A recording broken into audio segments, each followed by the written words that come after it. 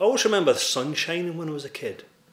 I remember when the summers were summer. I remember the summers were so hot, and the tar in the roads would bubble. We used to go and bust the bubbles in the tar because it was so warm, and we were covered in tar. All the wee kids were all black, they were covered in tar. I grew up in a little village called Springside, a little hairy-assed village, a little mining community near Kilmarnock, just south of Glasgow. And it was weird because it was the 60s that I was brought up in and had my childhood in, but it felt like the 40s. It was like stuck in a time warp, this place. Even now when you go back, they're into flares now, so they're gradually catching up, you know.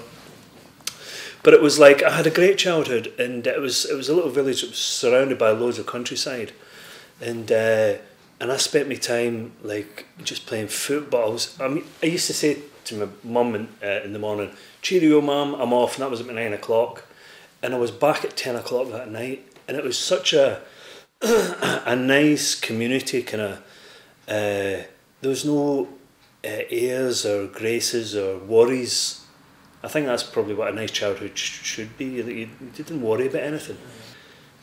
But the people that was brought up with, the adults, were all guys with the flat caps, no coats, and the stereotypical women they were shaped like missiles. That's what they're like missiles with, big shape. Their bums started at the back of the neck. And my granny was a stereotypical missile. She was like a big exocet. And my grandfather was a wee wiry man. He was always like trying to better himself. He was the first man in the village to get a TV, and the first guy to get a proper car, a nice car. But the inhabitants were jealous. They vandalised and stuff, so they couldn't keep it. And but he was a bit of a dapper Dan. He had the flat cap and he wore nice ties and stuff. And but things kind of went downhill after my dad shot his leg off. My dad shot him, which didn't go down at all well. We kind of don't talk about it. Haven't talked about it for years. Yeah, so that's a story.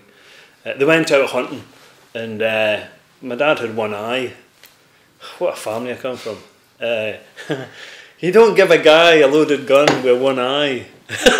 You don't go shooting with a one-eyed man.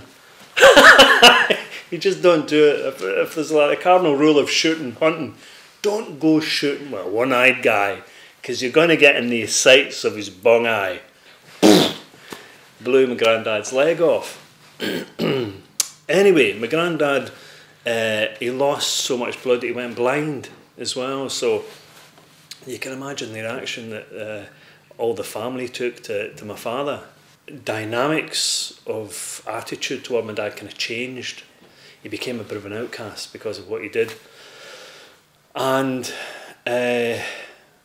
what he got was a whole lot of crap dumped on him, all this bad feeling. Now, when you have bad feeling, you kind of like look for someone to dump your bad feeling, all this guilt and shame and stuff. You look for someone else to dump it. And I became the dumping ground for my father. I've come to terms with now, but at the time it kind of screwed me up a wee bit. But I understand it though.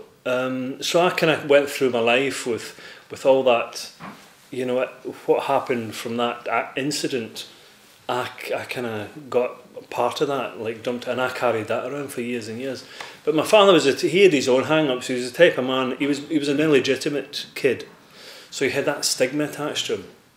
So that was another load of stuff that he kind of dumped on. But he never complimented me. He never said, encouraged me to do anything or said well done for anything that I did. So, and he was an academic, so he kind of said I was no good. I wasn't good enough. That's what I was going to have in my epitaph. Here lies Alexander Millar, who wasn't good enough, and then he became good enough. And that's kind of like what I've tried to prove to him. I am bloody good enough at something. And even though he's dead and gone, I kind of that's still running this program up in here to prove to him, aye, I'm good enough, you toe rag. Despite everything that was going wrong in the family itself, my childhood was a great childhood. I loved it. And I was always a people watcher. I always noticed the minutiae, the small things that happened. It's the small details and things. And that's kind of, I always viewed what was going around us like, it was almost like a street ballet. It was almost like a theatre production.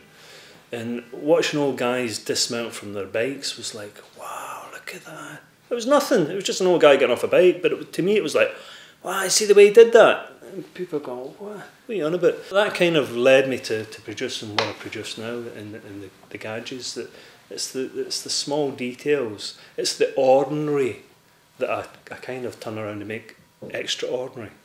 That's the kind of like premise behind it all. That's what happens in my paintings.